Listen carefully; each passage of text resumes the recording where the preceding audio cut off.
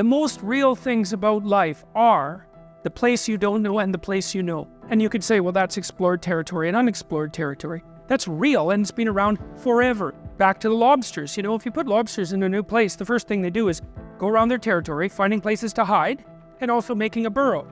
So the first thing they do is establish what they know against what they don't know. And that's real. It's real from the Darwinian perspective. And we're going to say that what's real from the Darwinian perspective is plenty real enough, because we're alive and everything. And so that sort of thing matters. It's like, well, that's what this is. The Taoist symbol, that's what it says, is it says, what is experience made of eternally?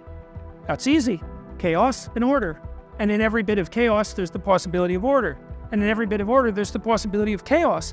And that's the way, right? That's the path of life. That's life itself. And where you're supposed to be is right on the border between the two of those. And why is that?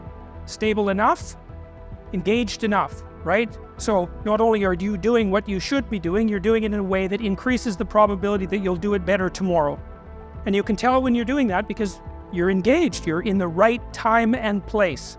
And your neurology tells you that. That's what meaning is. That's what transcendent meaning is.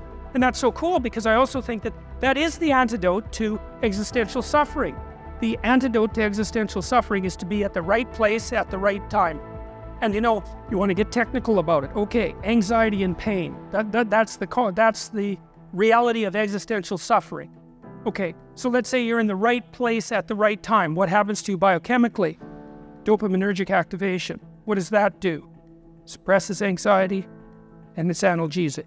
Now, it's more than that, because it also produces positive emotion and the desire to move forward, and it underlies creativity. So not only do you get the positive engagement from a neurochemical perspective, you get the analgesia, and you get the and you get the reduction of anxiety. So it's not hypothetical. And it is the case that the dopaminergic systems, those are the exploratory systems, unbelievably ancient and archaic, are activated when you're optimally positioned to be incorporating new information, which is what human beings do, because we're information foragers. And so we want to be secure, but building on our security at the same time. And then we want to do it for ourselves, we want to do it for other people, we want to do it for our families, we want to do it for broader society. We want to bring the whole world together in alignment to do that, and that's meaningful. And God only knows what we could do about the suffering of the world if we did that.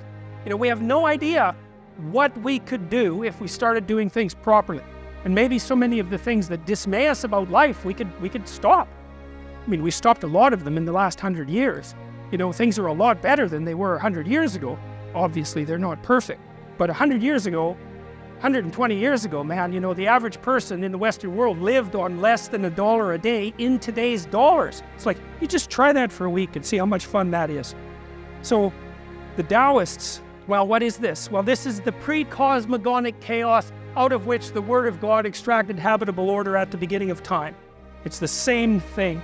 It's the same thing. And that chaos, we'll talk a bit more about that later, I guess, because it's a very complicated thing to describe. But it's certainly the thing that when you encounter, the chaos is what you encounter when the Twin Towers fall. You remember what that was like, right? So it was September 10th.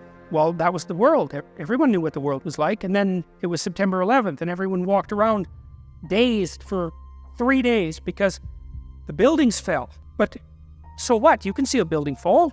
You can understand what happens when a building falls. So then what's going on with the being dazed? Well, it's the chaos that underlies our habitable order manifested itself in those buildings collapsed. It was a brilliant act of terrorism.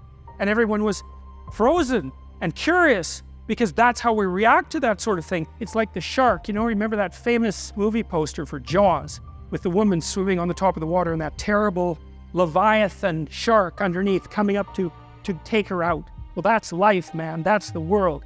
And now and then you see that. And when something falls like the Twin Towers fall, you remember that the ocean below you, the abyss, right, the primordial abyss, that bloody thing is deep. And you're fragile. And that happens when someone betrays you, and it happens to you when your dreams fall apart. You encounter that chaos again from which the world is extracted, and then you're called upon to act out attention and the word in order to bring the world back into order. None of that is superstitious. None of that's even metaphorical. It's real. It's more real than anything else. And I think the reason for that in part is that it's been this way forever, right? As long as there's been life, this has been the rule of life. And that's the cosmos, that's reality, that's what we inhabit. And so one of the things, the so-called new atheists, and I don't want to go on a tangent about new atheists, because I think atheists are often remarkably honest and very consistent in their analysis. But I just don't think they're taking the problem seriously now. I don't think they take their evolutionary theorizing nearly with the seriousness that it necessitates. And I don't think that you can dispute the proposition that the longer something has had a selection effect on life, the more real it is. That's the fundamental axiom of Darwinian biology. And I think the Darwinian world is more real than the physical world. It's not something to be taken lightly. It's a very serious, profound, and meaningful proposition. And people act it out and want to act it out whether they know it or not.